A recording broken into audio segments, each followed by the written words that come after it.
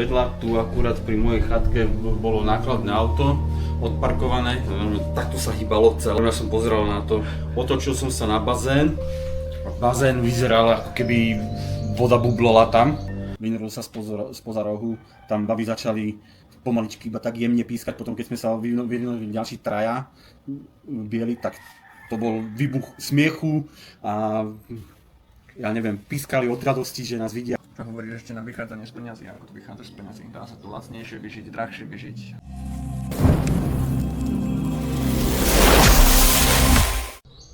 Raňajúčky. Piatok, 12. deň. Praženica s hovedzím letým mäskom na čili s fazulkami. Džusík z červeného hrozna.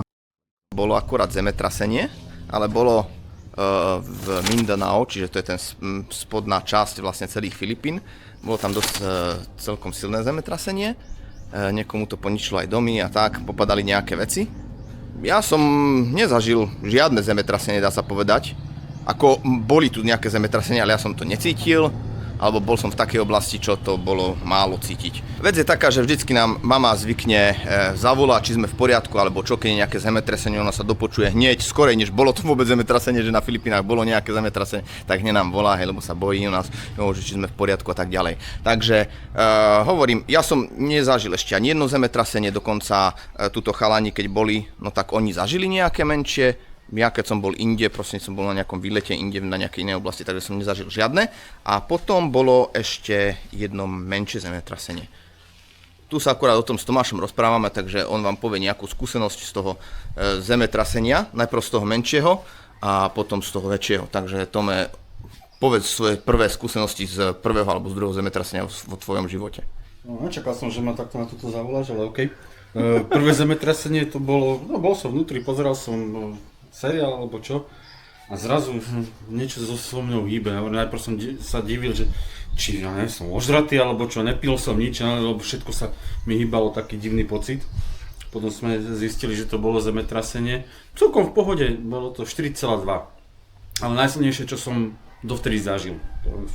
V Európe toho moc nezažijete, čo sa týka zemetrasenia. Takže to bol celkom zaujímavý zážitok.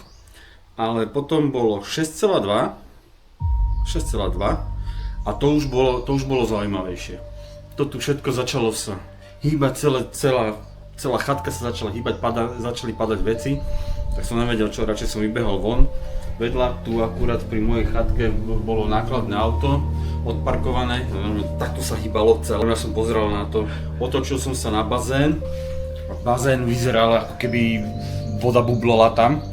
Hovorím, tak to už bolo celkom zaujímavejšie a trošku nepríjemnejšie. Dokonca nebo bolo úplne krásne, modré, čisté a jak bolo to zemetrasenie do diaľky, som počul normálne to ja neviem, jak by som to povedal, to dunenie zeme. Ako myslím, že to bolo, lebo nikde nič, žiadne hromy neboli a proste iba bolo počuť až do diaľky. A teraz, čo teraz spomínal v Mindanao, to bolo 7,4, 7,6, neviem koľko spomínali.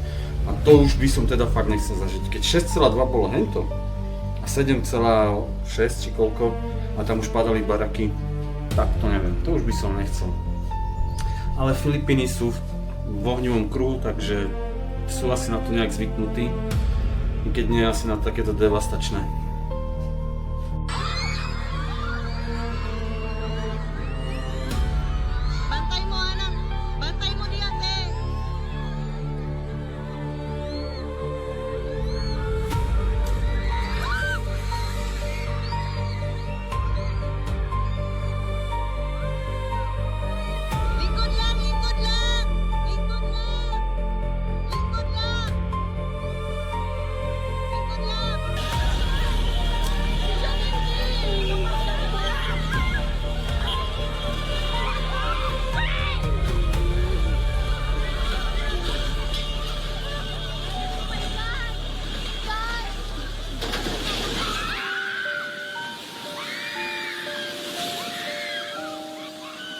No, takže to sú Tomášové skúsenosti. A presne v to zemetrasenie, ktoré spomínal, ja som tiež zažil, ale ja som bol úplne inde, lebo ja som proste veľa chodím na výlety, kade tadia čo. Tak som bol úplne inde, zase nebol som až tak ďaleko od nich, nejakých pár desiatok kilometrov iba. A keď zemetrasenie, no, tak je celoplošné, hej, akože fakt na veľkej ploche. A ja som bol akurát vonku a cítil som asi iba 3 alebo 4 sekundy a bolo to také celkom príjemné, že moja prvá skúsenosť s nejakým zemetrasením a že ešte by som chcel viacej toho, však to bolo celkom príjemné, celkom funny. Čiže neviem, ak by som sa tváril, keby som zacítil niečo horšie, viac ako oni tu, alebo dokonca keby som bol dnuka, lebo keď si dnuka, no tak je to o mnoho viacej nebezpečnejšie, než je človek vonku, hej. Takže toľko o zemetraseniach, našich skúsenostiach so zemetraseniami tu na Filipínach a ozveme sa neskôr. Takže ideme si nakúpiť nejaké potraviny, lebo ideme navariť si obedík.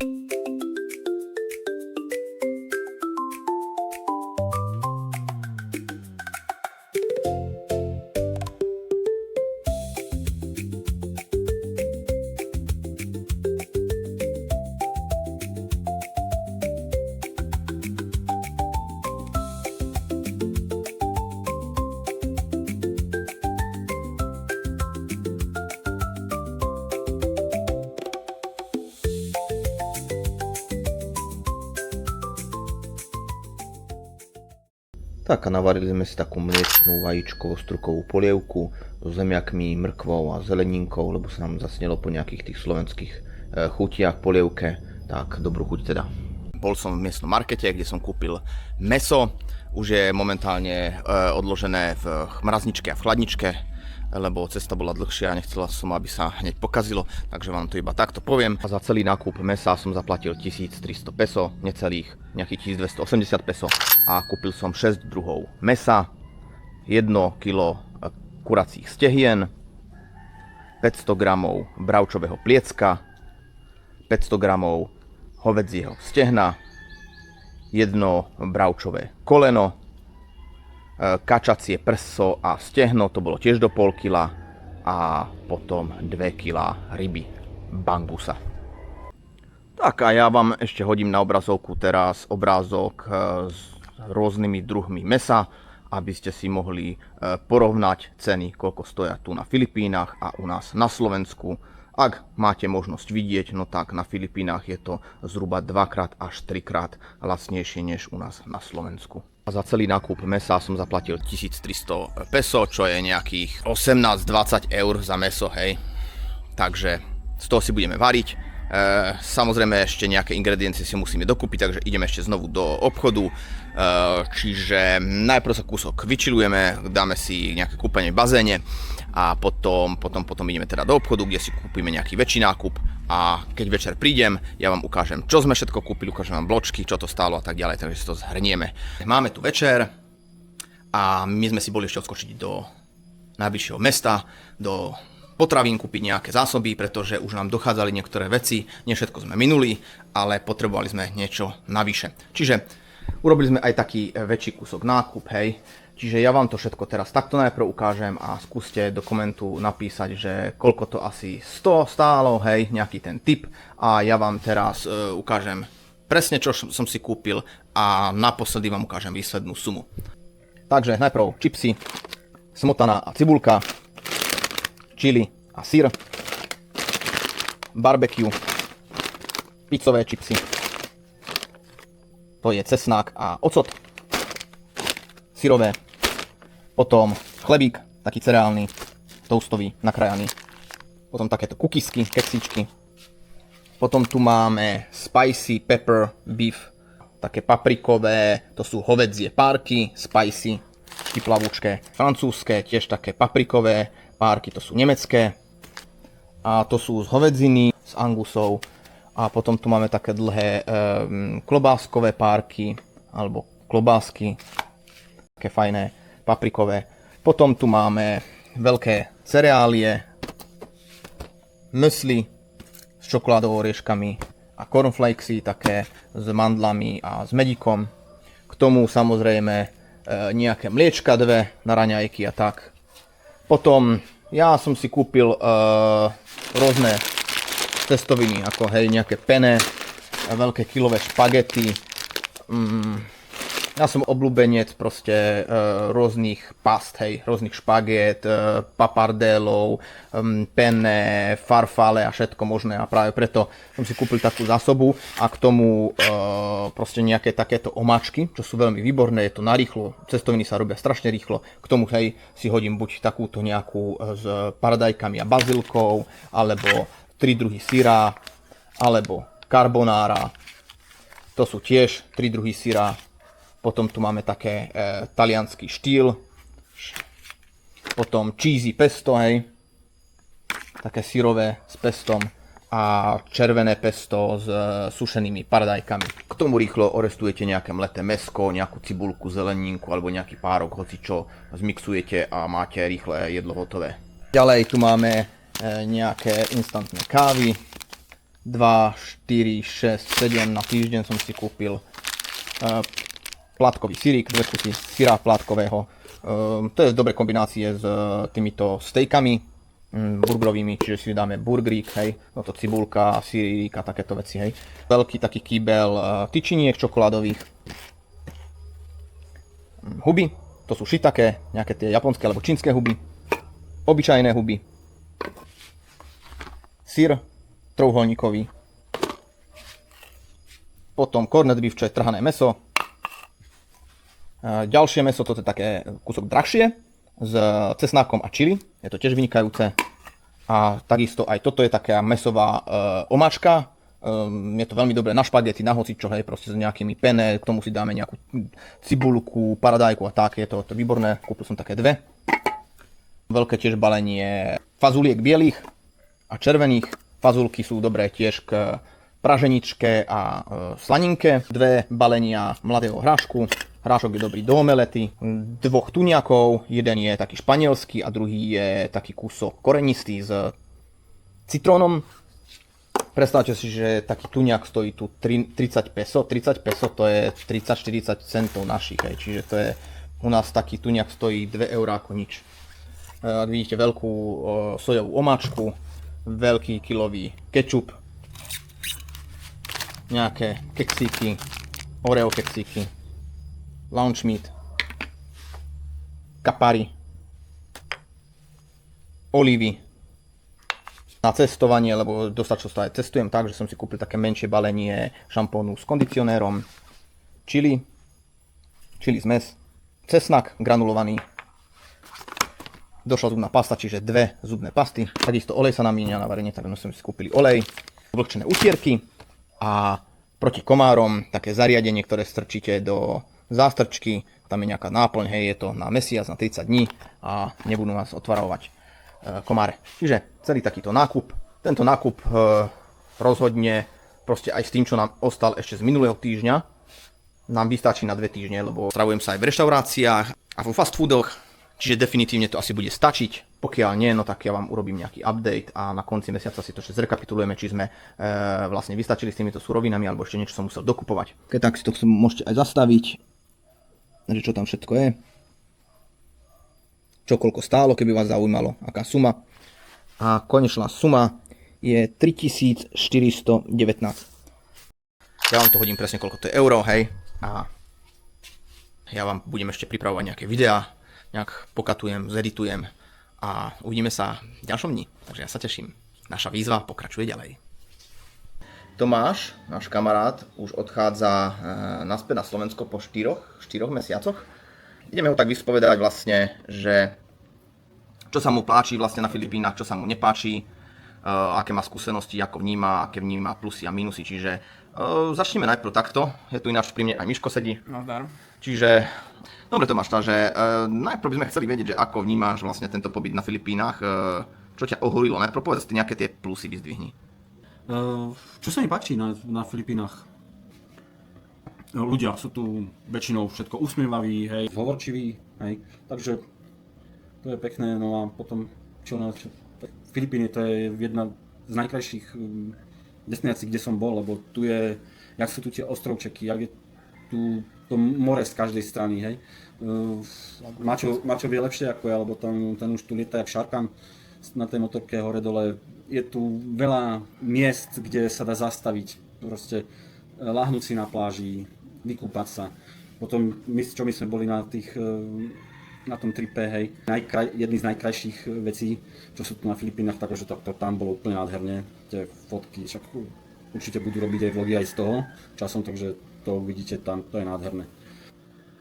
Potom ďalej, čo sa mi páči, tak no tu konkrétne, kde sme, tu moc foreinerov, jak tu nám hovoria, Zahraničných turistov, hej, tak tu oni moc nemajú. Tak je to niekedy fakt, že sranda pozerať, aké sme boli v Taclobane, išli sme všetci štyria, ešte aj s Ivom po meste. Ja neviem, kto bol prvý, myslím, že vtedy bol Maťo, vynuril sa spoza rohu, tam baby začali pomaličky iba tak jemne pískať, potom keď sme sa vyvinuli ďalší traja bieli, tak to bol výbuch smiechu a ja neviem, pískali od radosti, že nás vidia, ja neviem, ono to sú také, potom idete proste po ulici a sa baví, na vás otáčajú, jedna bije tú druhú, aby sa rýchlo otočila. To počasie je tu väčšinou nádherné, takže to je veľmi dobré. Pre milovníkov tepla, to je skvelé. Pre milovníkov tepla, áno. Hej. Mínusy, ako to počasie, to je aj plus, aj minus pre mňa, lebo hovorím, ja sa potrebujem si niekedy trošku oddychnúť od toho tepla. Tu som sa toho moc nedočkal, aj keď pršalo. Filipínci sa mi smiali, keď som začalo pršať, ja som bez trička tu chodil a sa ma pýtali, či je nejaký problém, ja hovorím, nie, ja si iba užívam ten dážď. Hej. Takže tak potom aspoň tu, kde sme, pokiaľ nie ste v nejakom veľkom meste, hej, tak tu tá infraštruktúra je dosť slabá, pokiaľ potrebujete nejaké, hlavne pripojenie k internetu, alebo aspoň nejaký signál. Fakt, tu, kde my sme teraz konkrétne, tak tu není ani ich signál. Internet nám tu natiahli, ale napríklad dneska a včera ukazuje kompletne plný internet, ale proste nejde. Často vypadáva. Zvyknú tu byť aj často blackouty, to je tiež mínus. Blackouty ako čo sa týka energie, elektrina vôbec niekedy za celý deň. Ale tie sú väčšinou ohlásené, tie neohlásené sme naposledy mali, ja neviem koľko to trvalo, 2 hodiny. Ten neohlásený, čo bol, ale to sa snažili opraviť. Dobre, keď ideme ešte k minusom, tak rovno to prehodím výhybku na otázku jedla. No, to je pre mňa akože tu, ako keď sme prišli, tak som to ochutnával, hej. Ja síce nie som moc milovník morských plodov, ryby mám veľmi rád, ale tie morské obľudy, ako vyskúšal som tu všetko, ale vôbec nie som to, mne to nechutí. Takže to nič moc, potom všetky tu jedla, čo oni robia, oni sú zvyknutí všetko sladiť. Či je to chlieb, či sú to nejaké fazulky, či sú to nejaké párky, nejaké, ja neviem, či sme tu mali vôbec nejakú salámu, hej, to viac menej vo forme tá šunka, čo som si kúpil, úplne, hej. Máte si kúpil šunku, to tiež... Slaninu, v mede, hej. Sladké. To sa tu nedá jesť, ako pre mňa, alebo pre nás, čo sme zvyknutí na inú strávu, hej. Ono to je všetko chutné, hej, ono to chutí, aj keď sme prišli z začiatku. Ale keď už stále jete to sladké, no tak začne sa vám snieť po niečom slanom aj, alebo nejak, tak by som to povedal, hej. A tu my máme iné chute, no. My máme iné chute ako Filipínci proste. A tu proste je veľmi veľký problém nájsť niečo nesladké, hej. Áno. Takže... My sme hľadali aj napríklad obyčajný chlieb, no oni tu majú ten taký toastový chlieb, čiže normálny chlieb, ak my sme zvyknutí, tak zabudnite. Hej. Aj ten toastový chlieb, ten je tiež na ten americký spôsob, taký toastový, sladký, hej. Našli sme si nejaký celozrný, ten je menej sladký, ale aj tak je tam nejaký sladký. Takže tu je s tým problém, aj to keď si chcete sami navariť, aj s tým napríklad máte problém, kúpiť si fazulky, hej, si spraviť nejak, jak si robíme aj doma, ale ešte aj tie fazulky sú v takom náleve sladkom, že zase to je všetko sladké. Hej, že darmo to aj osolíš, aj okoreníš až do toho čili, aj tak tam je to tak sladké, že presne, konec. No. To treba tam nahádzať toľko čili, že spáli hubu a ešte aj tak budete mať zalepenú. Dobre, čo ďalej? Čo by sme sa ho ešte spýtali? Povedali sme si nejaké plusy, minusy, čo sa ti páči, hej, tá príroda je fakt akože, ak si povedal, hej, že... Úžasné niečo. Úplne úžasné. Sú tu zadrhali, samozrejme, každá krajina má svoje plusy a minusy, nie je všetko ideálne. Nie je iba jedna tá najlepšia. A mňa zaujíma, že vlastne, čo ti tak najviac chýba zo Slovenska tu?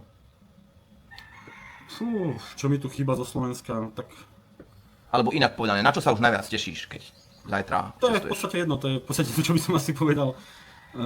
Teším sa aj na podnebie, na kamarátov, rodinu, aj na to jedlo, predsa len, že jak schválne hovorili, nie sme tu zvyknutí na toto a Čo hovoríš ešte na vychádzanie z peňazí, ako tu vychádzaš z peňazí? Dá sa tu lacnejšie vyžiť, drahšie vyžiť? Ako si to predstavoval, koľko si minul, koľko si predstavoval, že minieš? Pokiaľ by si mal zhodnotiť proste nejak, že na mesiac koľko si minul zhruba proste, hej, bežný život. no ako, jak viete, prvý mesiac a pol, možno prvé 2 mesiace ja som tu vyžíval z tých prvých 400 eur, čo som si tu zamenil, hej? 1,5 mesiaca možno, hej. A to nie, že vyžíval, ako sme aj tu chodili do nejakých tých rezortov, čo sú tu blízko, kupovali sme si veci, hej. Aj nakúpil som si aj nejaké trička, ako, není to tu drahé, len pre tých trošku objemnejších alebo väčšej postavy, tu ťažko nájdete niektoré, ako dajú sa nájsť, hej, ale ťažko nájdete nejaké veci na seba. S tými veľkostiami to tu S oni tými majú také, no veľkostiami, hej. proste, tí Filipínci sú menší a tie veľkosti majú oni pre nás svojich na seba. Hej, my máme tie európske a americké veľkosti sú iné trošku, takže... No, trošku, ale o dosť, hej. Ale Ale nie všade zase, nie v každom obchode, hej. Takže niekde si človek vie zohnať, hej, aj také. no áno, v celom Taklobane, kde sme boli, tak som si našiel iba v tom jednom obchode, ktorý bol zameraný na tie väčšie veľkosti. Hej. Možno niekde sú nejaké menšie obchodíky, také miestne, hej, miestnych ľudí, kde majú, ale fakt, iba tam som si našiel. No musíme poznamenať, hej, že tu v tejto oblasti, kde sme, no, tak to nie je vôbec turistická oblasť, hej, tak aj kvôli tomu, hej. No je to Keď už sme sa presunuli viac niekde inde, hej, na to plavanie a čo, no, tak tam už skôr mali tie veľkosti, hej, a čo, hej, lebo sú tam zvyknutí na turistov, na väčších ľudí, čiže tam už predávali aj ich veľkosti oblečenia. Tam už to bolo lepšie, tam som si aj tie plávky kúpil, aj košelu. Dobre, keď hovoríš, že proste za nejaký mesiac a pol si minul tu nejakých 400 alebo tak, hej, možno potom aj viacej už s nejakými lepšími výletmi alebo tak, hej. Čiže nežil si nejak na hrane alebo niečo také, hej. Nie, vôbec, že by som nejak živoril, vôbec nie, hej. No a teraz, keď tu si žil z tých nejakých 400-500 eur mesačne, či si mal horší štýl než na Slovensku za 1000? Nie, vôbec. Za tú cenu, jak som povedal, dajme tomu 400-500 lečok mesačne, som nemal problém. Ale hovorím, vôbec som sa tu nejak... Dobre, vedel by si na Slovensku žiť z rovnakých peňazí na mesiac? Ale jasné, hej, krabicou pod mostov SMP, číslo 5 a... Asi tak Na nejak. začiatku si ma zarazil, keď si povedal, jasne, samozrejme. Dobre, potom toto z teba vyjde zloté, okay. Lebo proste, no dobre, za 500 ečok, dobre, dokážete na Slovensku vyžiť, čo sa týka jedla, hej? Ale nemáte ubytovanie, nemáte nič, alebo keď to dáme naopak, ak máte byt, zaplatíte si poistky, zaplatíte si nájomné a ešte ste nejedli. Čiže tých 500 ečok na Slovensku, keby ste mali v tom čistom, tak nedáte. Podľa mňa. Hej, alebo ak, tak veľmi ťažko. Ale tu, fakt, nebol problém. Hej, sme tu aj domácim zaplatili, čo chceli za ubytovanie, čo nebol strašný peniaz. Keby sme išli do toho Cebu, sme sa pozerali, bolo by to trošku drahšie. Hej, ale tak zastáme aj trošku zase iná úroveň, ale myslím, že nebol by veľký problém, tak možno by sme to o tú 100 dali trošku viac. Hej. Ale myslím, že keď človek so zdravým rozumom si povie, dneska idem do takej reštaurácie a tam sa najem a zajtra si tu dám niečo u miestnych, čo je dobré, aj mi chutí, alebo nebodaj si doma uvarím, bez problémov podľa mňa. Dobre, čo vnímaš ako ideálny budget na mesiac na Filipínach? Aby si bol fakt akože veľmi spokojný. Veľmi. Fú, tak ako... To by bolo akože možno dobre si to aj vyskúšať, bohužiaľ to som neskúšal, ale za to, čo sme pozerali a takto, že keby som... Fakt... Ja neviem, fakt tým... Možno 700, 800 ečok, hej, a to... Ešte bez všetko, bez bývania, bez všetkého, aj, že dáte si na mesiac, tak podľa mňa sa tu dá krásne vyžiť. Ja si predstavujem už kúsok viacej, Ale- aspoň nejaká tá 1000, aby proste, hej, že za 500 už budeš mať fakt také ubytovanie, že noble, Áno, a potom z ďalšej 500, hej, proste jedlo, dajme tomu, že aj 500 iba čisto na jedlo, 500 čisto na ubytovanie a potom ešte nejaké výlety, hej, čiže nejakých 1500, dajme tomu 1500, a žiješ si jak král. Kráľa s cisárom dohromady. Tak. Ja som to, nemyslel som, že takýto vysoký budget, aby som si proste užíval so zlatými vidličkami v prdeli, ale myslel som trošku taký normálnejší, že by som si fakt, že neukracoval sa o niečo a tak. Dobre, tak dajme tomu, že tá tisícka je taká ako veľmi, veľmi ideálna proste, že... Mať 1000 na mesiac tu, tak podľa mňa nie je problém. Aj v Cebu, hej? Alebo ja neviem, v tých väčších mestách, hej? Tak ono z 1000 vyžiješ podľa mňa aj na Slovensku, hej, decentný život, ale nie na nejakej vysokej úrovni. Áno, ale tu 100 000 Vieš byť, hej, si vieš byť na vysokej nohe, hej? Si fakt nájsť, sme pozerali nejaký resort, kde blízko mora či oceánu, či jak tomu tu hovoria niektorým, hej? Ani neviete, je to oceán, zrazu je to nejaká zátoka, už je to more. Ale tak dajme tomu blízko mora, hej, ale máte tam aj velikánsky bazén s výhľadom napríklad na západ slnka. Izby s klimatizáciou, Wi-Fi-nou, nie takouto tu, hej, proste s internetom, ktorý je stabilný, hej, keď chcete. Máte tam fitko v kuse otvorené, máte tam aj nejaké podniky, buď výčapného charakteru, alebo proste, kde sa dá najesť, hej.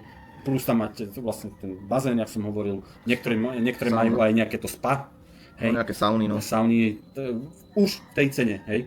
A tie ceny, čo sme pozerali, neboli moc vysoké, to sa väčšinou pohybovalo na mesiac, dve izby, tie také lepšie, od 25 000 peso, hej. Čo je... Neviem to, hej, no, dvojizbový bytík sa dá už zohnať za 25 000 až 30 000 peso, no. Čo je 35 000, dajme tomu 35 500, hej. Čiže za nejakých 400 eur máte dvojizbák za 400 eur. Už s bazénom, s posilkou, so saunou, hej. Niektoré tie konda alebo rezidenčné budovy majú dokonca aj nejaké tie spoločné priestory a majú tam aj nejaký tenisový kút a takéto ihriska, čiže je tu strážená oblasť sekuritou, parkovisko, všetko, hej, v tom, čiže za taký peniaz také bývanie s takými možnosťami, fakt si človek vie vyžiť ako král, dá sa povedať, za 400 eur mesačne, hej, tieto všetky veci. To na Slovensku za 400 eur, proste v hlavnom meste, napríklad v Bratislave, nemáte ani garzónku. Garzónky sa pohybujú na okraji mesta okolo 550, hej, v centre už 600-700, čiže neexistuje proste, hej. Tu za 400 eur máte fakt, ako sme spomínali, posilka, bazén, sauna a takéto veci, vymoženosti, hej, čiže niečo úžasné. A to si ešte počítajte, že sa hovorí o tom, teraz hovoríme o tom, že to má dve izby, takže ja neviem, prídete sem, aj keď ja neviem, neprídete, že sem žiť, hej, ale prídete sem na nejakú dobu, jak ja som tu 4 mesiace, dajme tomu, ale išli by ste tam už priamo do toho, že idete si takéto prenajať. Pojedete, stačí len dvaja a už iba za toto platí jeden, má vlastnú izbu, hej, a platí 200 ečok. 200 ečok za toto všetko, hej. Plus potom jedlo a takéto výlety za 200 ečok len za bývanie s tým, že máte vlastne to fitko, bazén, to spa, je to tam strážené. To je podľa mňa perfektná cena. Áno, a hlavne niektorí ľudia proste prídu na dovolenku niekde na týždeň alebo tak a platia za noc 200 eur, hej, keď nie viacej. Čiže je to na zváženie, no. Ja myslím, že za to fakt stojí. A aj na dlhodobejší život, hej, že si poviete, že budete tam bývať, ja neviem, teraz pol roka. Hej. Pol roka za mesačne za 200 eur bývať, to je veľmi dobrá vec. To vlastne my budeme chcieť aj skúsiť, lebo my sa budeme snažiť stade to tiež presúvať, lebo my sme tu v provincii a budeme chcieť niečo takéto skúsiť, hej, niečo do nejakého iného mesta, kde má to väčšiu infraštruktúru a kde nám bude proste lepšie, hej, bude ten quality of life bude lepší, takže my to budeme určite skúšať a ja si to chcem tiež testnúť, ako sa mi tam bude páčiť, ako sa mi bude žiť a podľa toho vlastne budem robiť ďalšie kroky. Čo hovoríš ešte ďalej na, čo ja viem, jazdu motorkou, trafika, hej, cestná premávka, proste niečo, tak toto je, takéto. Áno, tak toto je celkom sranda. Ako áno, fakt, jazda motorkou, keď si už zvyknete na tú trafiku, k ktorom sa dostanem, tak cesta motorkou tu, aspoň tu, čo sme na provincii, teraz nehovorím v meste, ale keď vidíte z toho mesta, alebo ak my sme tu na provincii, alebo výlety, akože na tej motorke je krása.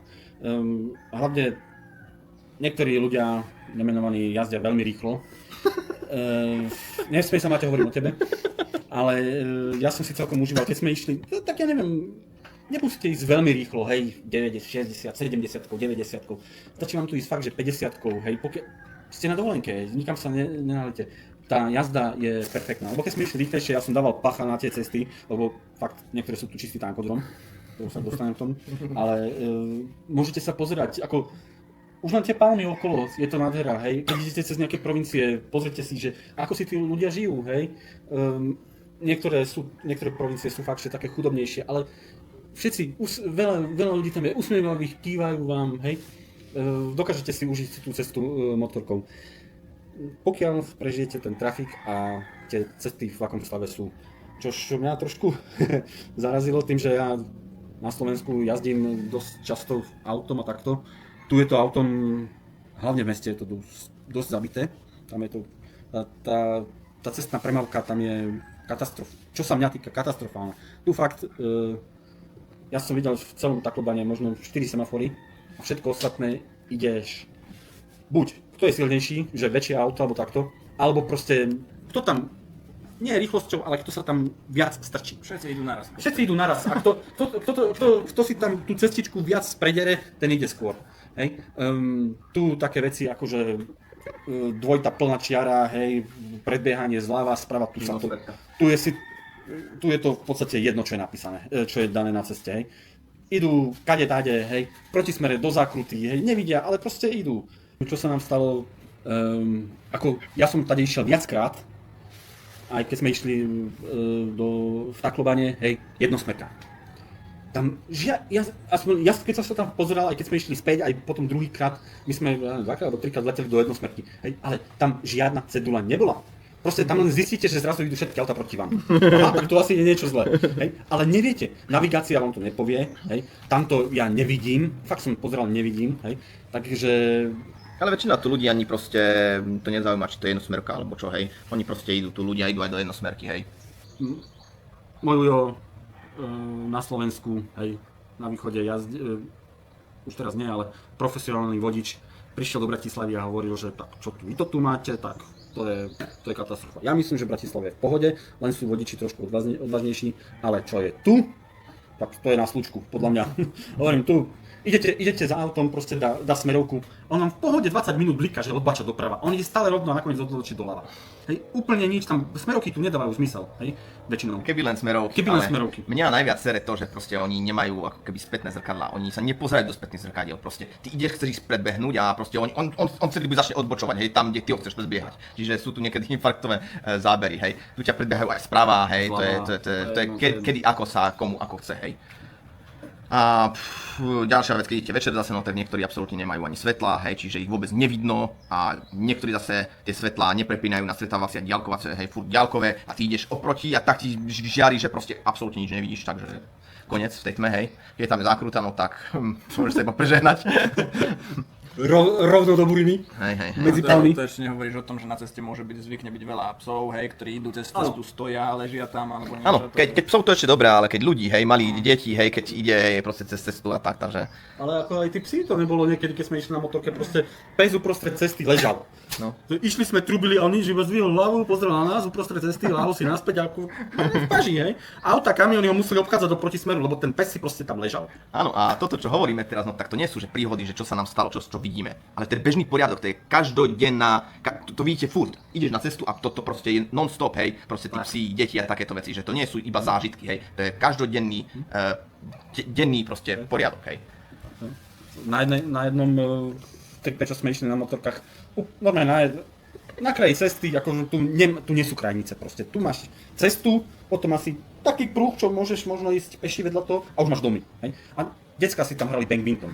Ja som pozeral jak debil, hej, uprostred cesty, tam kamióny, auta, hej, väčšinou auta, motorky, ale aj kamióny sa tam prešli, autobusy tu, hej, keď sú, hej, oni si tam hrajú badminton, nie je problém.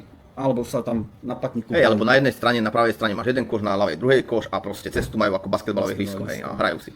A ide auto, no tak prestanú nejak hrať, alebo čo, alebo sem tam lopta odbehne, tak musíš vybrzdiť a čo, hej, je to zaujímavé. Potom ešte čo ma napadlo, čo fakt som...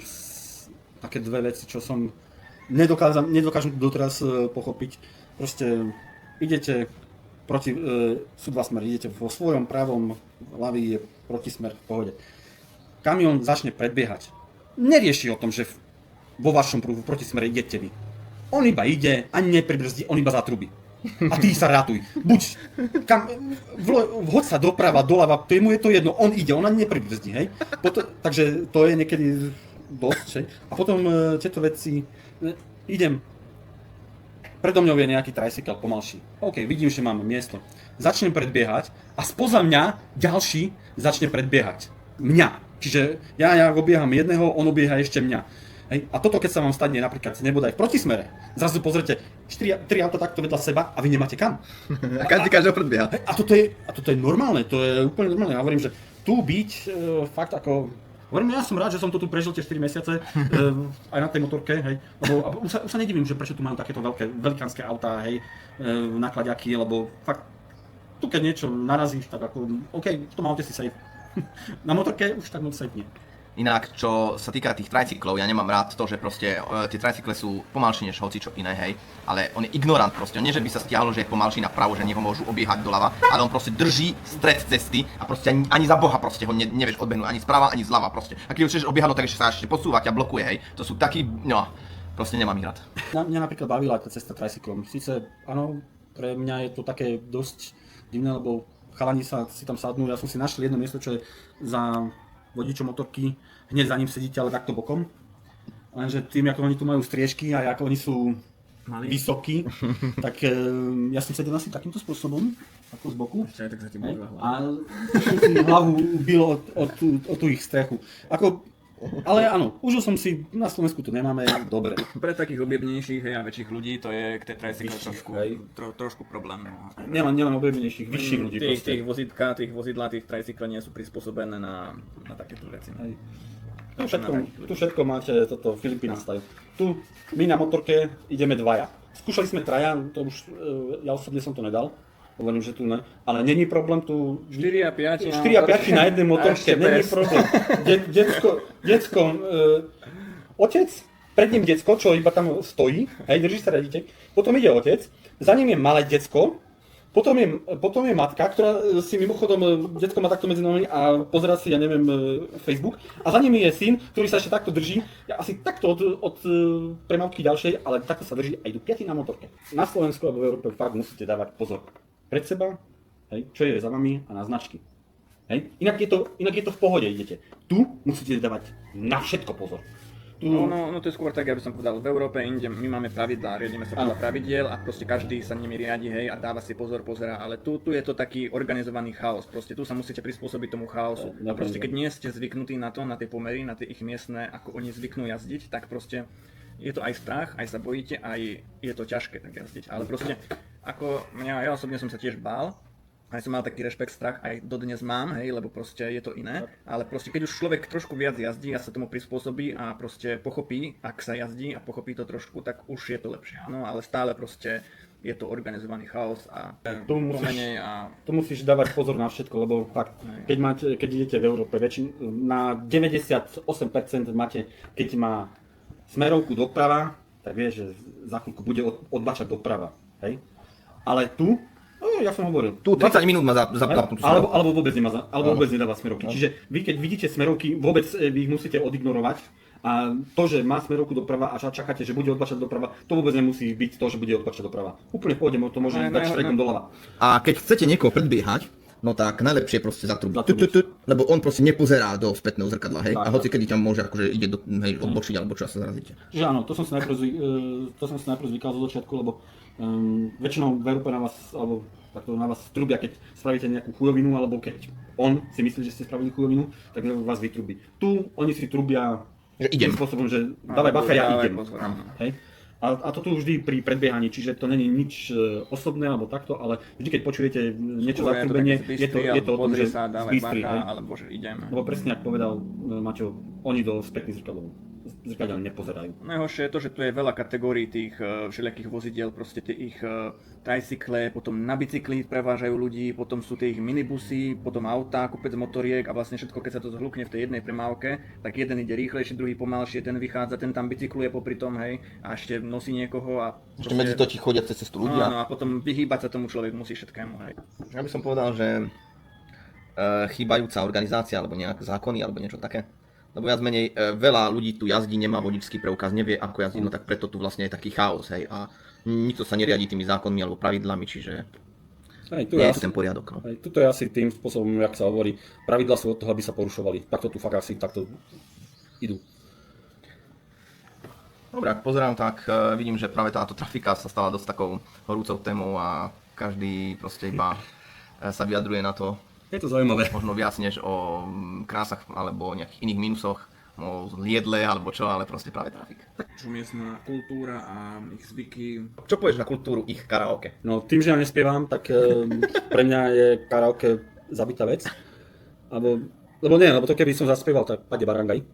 Ale je to tu, kde sme, je to niečo, podľa mňa niečo katastrofálne. Oni nemajú problém, proste o 6 ráno to tu vypeckovať. Není problém o 6 ráno začnú toto karaoke. O 6 ráno není problém uprostred týždňa. Oni si začnú bľakať, ty ešte chceš spať, lebo si išiel spať o 2:00. Nedá sa, lebo oni ti tu takto. Alebo naopak večer. Žiadne také, že večerný kľud po 10:00.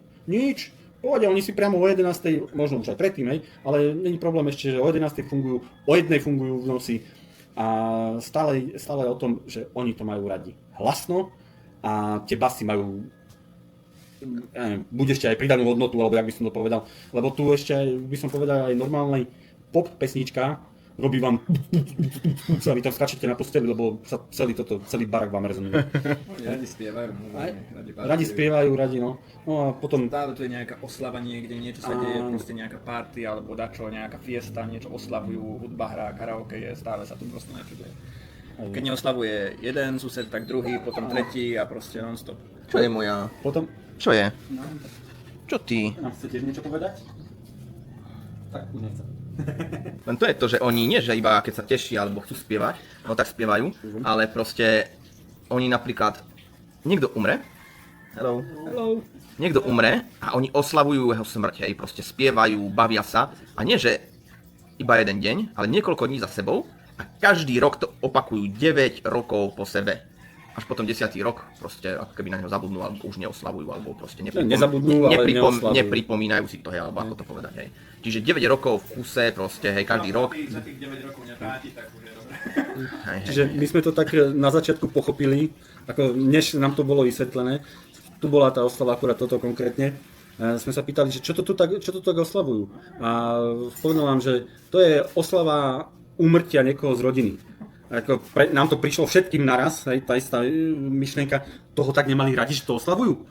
Hej, až potom nám to vysvetlilo, že u nich je tu taká tradícia, keď niekto umre, tak vždy okolo toho dátumu proste robia oslavy 9 rokov po sebe. Hej. Potom nie, že by na ňo zabudli, ale proste tieto oslavy skončia. A áno, ešte, že vraj tých 9 rokov tie oslavy stále gradujú až k tomu 9. roku. Áno, áno. Hej. Potom to ukončia, už nie sú oslavy, samozrejme na ňom myslia, ale už tieto oslavy už sa nerobia. Asi kvôli tomu, že za tých 9 rokov je dosť veľký čas, tak s prepáčením trošku čierneho humoru umre niekto ďalší a idú oslovať zase. To si neviem predstaviť, keď teraz proste si pripomínaš smrť niekoľkých členov rodiny alebo tak, hej, a fakt, že tá sila tých oslav a všetko, že stupňuje, hej, napríklad prvý rok, hej, menšia, potom druhý väčšia, a 9. rok, kámo, to je tu divočina, hej, čiže tak nejak. Dobre, čo ďalej? Potom ma napadlo ešte, ako pre mňa to bol celkom zaujímavý zážitok, hej, aj čo som si písal aj s kamošmi, tým, že Filipíny patria do ohnivého kruhu. Ako viete, Kalifornia, Japonsko, Filipíny, ohnivý kruh, tu je veľa zemetrasení a vlastne týchto tektonických pohybov. Pre tých ľudí, ktorí možno sa toho viac boja, tak treba sa aj na to pripraviť, že je tu tá možnosť týchto zemetrasení. A nielen tie zemetrasenia, ale tu sú aj iné, hej, proste tie, ako to poviem, nature's disaster, hej, tie naturálne nešťastia, prírodné nešťastia, hej, hurikány, tajfúny, tsunami a kadečo, hej, čiže to je, ja som to síce nezažil nič také, ale hovoria, že proste je to strašné, hej, takže neviem si to predstaviť, ja dúfam, že ani nezažijem. Tak, a keď sme už vyspovedali Tomáša a vypočuli si jeho zhodnotenie 4 mesiacov strávených na Filipínach, vybrali sme sa ešte na krátku prechádzku po okolí, z ktorej práve teraz vidíte zábery na obrazovke. V nedeľu, teda počas 14. dňa mojej výzvy, sa už nič mimoriadne neudialo. Bol to náš posledný spoločný deň s Tomášom pred jeho odletom domov, takže sme ho strávili najmä s rozhovormi a oddychom. Dojedli sme polievku, ktorú sme si navarili predchádzajúce dni a ďalšie väčšie jedlo sme už nepripravovali. Na raňajky a večeru nám stačili jednoduché veci, ako vajíčka, ovocie, chlieb s tuniakom a cereálie. Na záver vám ešte ukážem aktuálny stav mojej výzvy, koľko peňazí som za prvých 14 dní minul a koľko ešte zostáva do konca mesiaca. V ďalšom vlogu budem pokračovať druhou polovicou mesiaca od 15. dňa ďalej. Takže ak vás zaujíma, či sa mi podarí zmestiť do rozpočtu 500 eur mesačne na Filipínach, určite sa máte na čo tešiť. Jo, sú zlatý. Sú zlatý. Come on.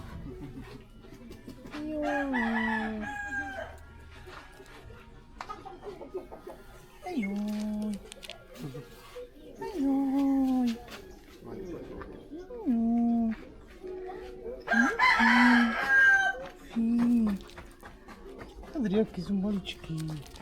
Какие мальчики.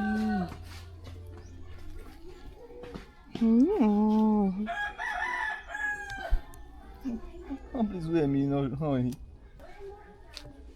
Jak moja noha. Ňuvkáčikovia. Ňuvkáčikovia. Jakí sú fluffy.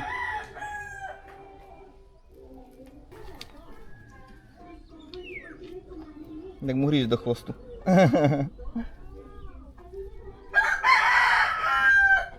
Kámo, keby bolo takéto proste, nejaké plemeno, že čisto maličké. Vieš, že by nevyrástlo, že to by bolo stále také malé, zlaté.